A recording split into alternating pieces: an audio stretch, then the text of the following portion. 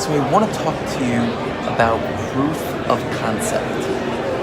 Very often when we have a little bit of success in the market, especially when we're first starting out, we think that we're geniuses. We think that we've got this down, and we think that it's time to step on the gas.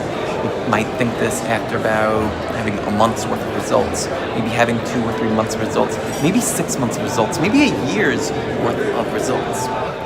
Here's my experience with having these results and then starting to think that I knew something and starting to think that I knew better than the market.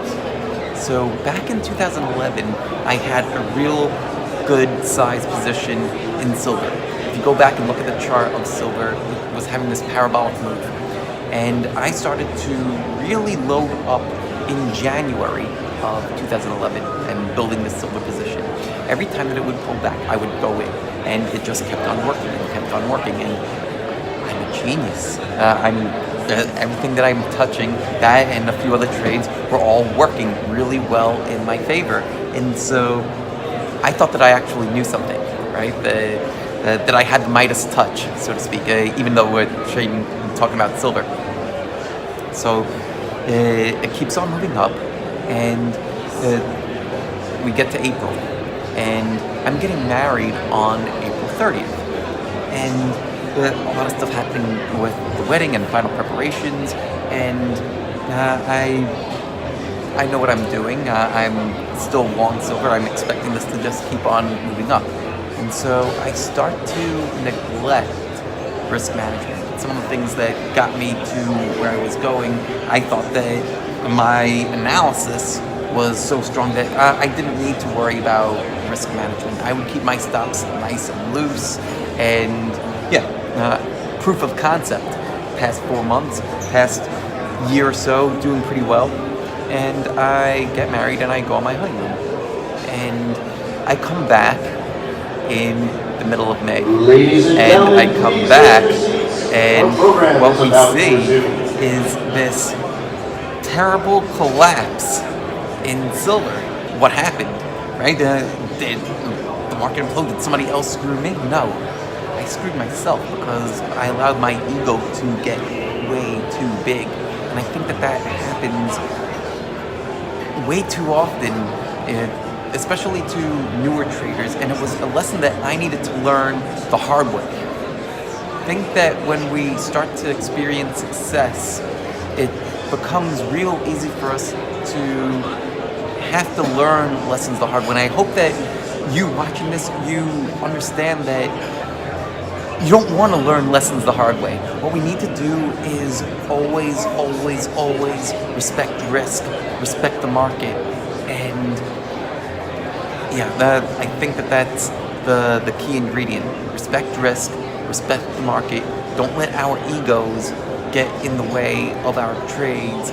And finally, what constitutes proof of concept is not something that's going to be made over 3 months or 4 months or 6 months or a year. We're building data, but we plan on being in the market for a very long time, not just a year, not just 5 years.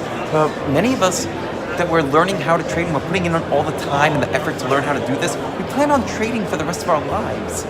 I don't know about you, but I plan on living for a while. So proof of concept is not going to be a year. It's going to be multiple market cycles. It's going to be managing risk over a longer period of time. And so just because I'm performing very well right now, last year tripled the S&P 500, that's fantastic.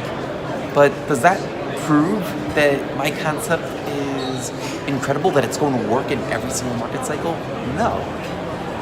Market to begin 2018 has been super choppy, right? So can I do the exact same things as I was doing in 2017? Well, from a methodology perspective of managing risk and following rules and doing all that planning, yes, of course.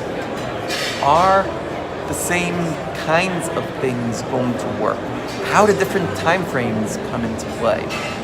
Does swing trading work the same in different markets? as intermediate-term trading? And does intermediate-term trading work the same as longer-term trading? Everything has its own place. What we need to do is become like the mixed martial artists of trading. We need to understand how different things apply in different times and apply them at the right time. So a little off topic there, but the main point, the main focus is that proof of concept takes time, and it takes more time than I think that we tend to think. So I hope that you enjoyed that little rant.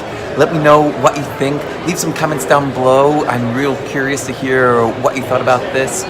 If you like this video, click that thumbs up button. That's going to help us out a lot. Make sure that you subscribe to the channel so that way you get every single update.